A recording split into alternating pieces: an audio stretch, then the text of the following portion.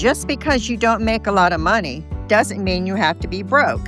And on the flip side, you may make a decent salary, but guess what? You're still broke. If that's you, it may not be your income. It may be your habits. We're going to break down 10 money habits that are keeping you in the poorhouse. Hi, I'm Ann Johnson. I've been a personal finance writer for over 10 years, and I want to share with you what I've learned during that time. I want to help you be better, not broker. Number 1, no budget, no money map. Not having a budget is like going on a road trip without a GPS and no games, and people are screaming at you, "Are we there yet?" It's frustrating and it doesn't get you anywhere. A budget isn't just for rich people or people who like spreadsheets.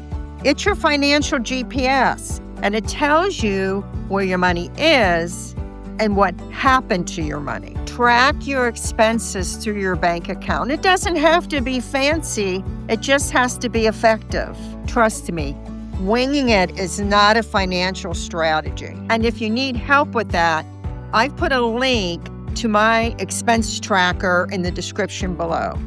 It's great for helping you come up with your weekly expenses so you can apply them to your budget. And take a look in the description below for a link to my video on budgeting. Can really help you. Number 2, not prioritizing what really matters.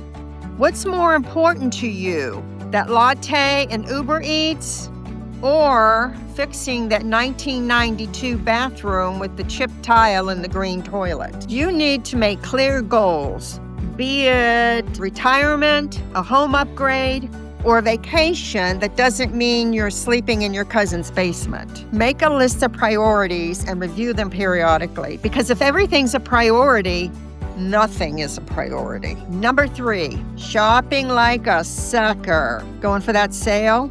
You wouldn't have bought it if it wasn't on sale, so you spent the money. Don't spend money just to take advantage of a sale. It's not saving, it's creative overspending. And please, we all know this. Don't shop when you're hungry. Don't shop when you're distressed. Don't shop when you're still teary-eyed over that Netflix movie. Want a new iPhone? Your current one is fine. Unless it's on fire, then maybe you need to buy one. Number 4, this is a tough one. Avoiding credit card debt.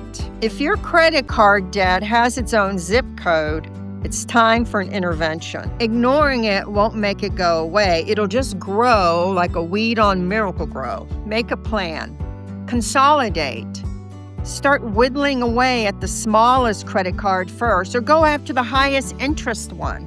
But have a plan to defeat your credit card debt. Because let's face it, credit card debt doesn't just cost you money, it costs you peace of mind. Number 5, living beyond your means. You don't need a $60,000 SUV to go to Target, and you don't need a $2,000 computer to Google how to make a budget. If you're spending more than you make, you've bought a ticket to Brokeville.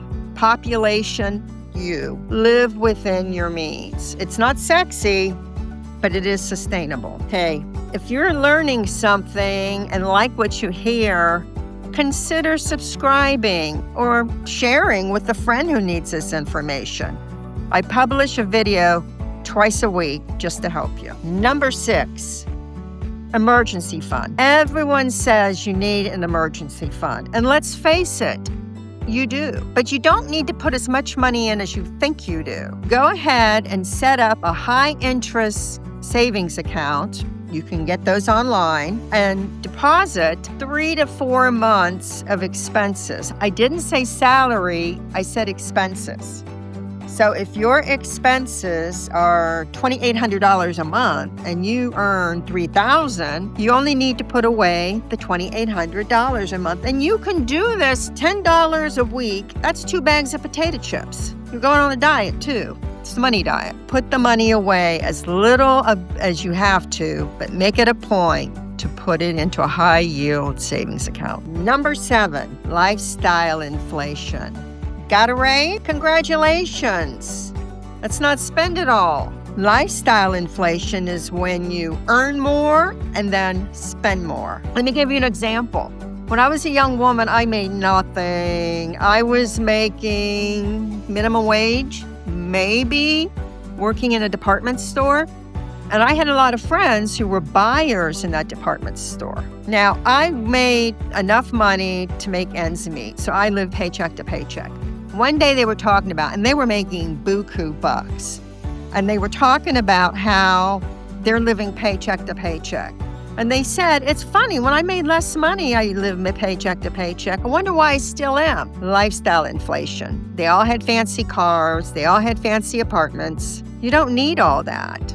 You need to put your money away. So when you make more money, instead of spending more money, put it away. Future you will send you a thank you card, and future you won't be borrowing from you all the time. Number 4, borrowing too much. Just because you qualify for a $10,000, $15,000, $20,000 loan doesn't mean you have to do it. If you borrow that money, you're going to buy things you wouldn't have normally bought, and you're going to have a big payment to pay it back.